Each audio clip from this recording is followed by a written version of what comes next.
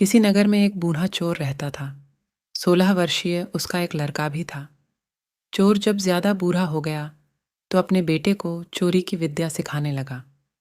कुछ ही दिनों में वह लड़का चोरी विद्या में प्रवीण हो गया। दोनों बाप बेटा आराम से जीवन व्यतीत करने लगे।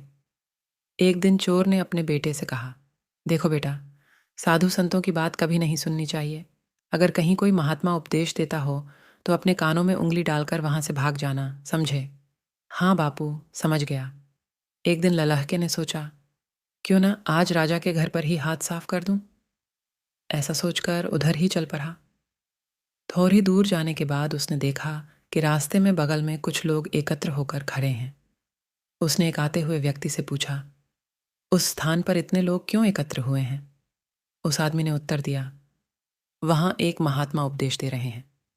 यह सुनकर उसका माथा ठनका। इसका उपदेश नहीं सुनूंगा। ऐसा सोचकर अपने कानों में उंगली डालकर वह वहां से भाग निकला। जैसे ही वह भीराज के निकट पहुंचा, एक पत्थर से ठोकर लगी और वह गिर गया। उस समय महात्मा जी कह रहे थे, कभी झूठ नहीं बोलना चाहिए। जिसका नमक खाएं उसका कभी बुरा नहीं सोचना चाहिए। ऐसा करने वाले को भगवान सदा सुखी बनाए रखते हैं। ये दो बातें उसके कान में पड़ीं। वह झटपट उठा और कान बंद कर राजा के महल की ओर चल दिया। वहां पहुंचकर जैसे ही अंदर जाना चाहा कि उसे वहां बैठे पहरेदार ने टोका, अरे कहाँ जाते हो? तुम कौन हो? उसे महात्मा का उपदेश याद आया, झूठ नहीं बोलना चाहिए। चोर ने सोचा, आज सच ही बोलकर देखें। उसने उत्तर दिया, मैं चोर हूं, चोरी करने जा रहा हूं। अच्छा जाओ। उसने सोचा, राजमहल का नौकर होगा, मजाक कर रहा है। चोर सच बोलकर राजमहल में प्रवेश कर गया। एक कमरे में घुसा। वहां ढेर सारा पैसा तथा जेवर देख उसका मन खुशी से भर गया।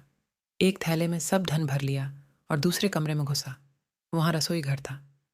अनेक प्रकार का भोजन वहां रखा था। वह खाना खाने लगा।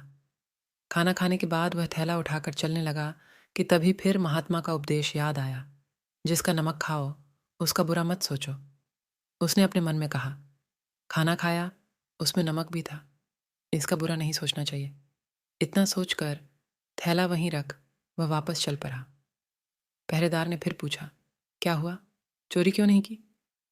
देखिए, जिसका नमक खाया है उसका बुरा नहीं सोचना चाहिए। मैंने राजा का नमक खाया है, इसलिए चोरी का माल नहीं लाया। वहीं रसोई घर में छोरा आया। इतना कहकर वह वहां से चल पड़ा। उधर रसोइये ने शोर मचाया, पकड़ो पकड़ो, चोर भागा जा रहा है। पहरेदार ने चोर को पकड़कर दरबार में उपस्थित किया। राजा के पूछने पर उसने बताया कि एक महात्मा के द्वारा दिए गए उपदेश के मुताबिक मैंने पहरेदार के पूछने पर अपने को चोर बताया, क्योंकि मैं चोरी करने आया था। आपका धन चुराया, लेकिन आपका खाना भी खाया जिसमें नमक मिला था। इसीलिए आपके प्रति बुरा व्यवहार नहीं किया और धन छोड़कर भागा। उसके उत्तर पर राजा बहुत खुश हुआ और उसे अपने दरबार में नौकरी दे दी। वह 2-4 दिन घर नहीं गया तो उसके बाप को चिंता हुई कि बेटा पकड़ा लिया गया। लेकिन 4 दिन के बाद लवर का आया तो बाप अचंभित रह गया अपने बेटे को अच्छे वस्त्रों में देखकर। एलोवा का बोला, बापूजी, आप तो कहते थे कि किसी साधु संत की बात मत सुनो, लेकिन मैंने एक महात्मा की बात सुनी और उसी के मुताबिक काम किया, तो देखिए सच्चाई का फल, मुझे राजमहल में अच्छी नौकरी मिल गई।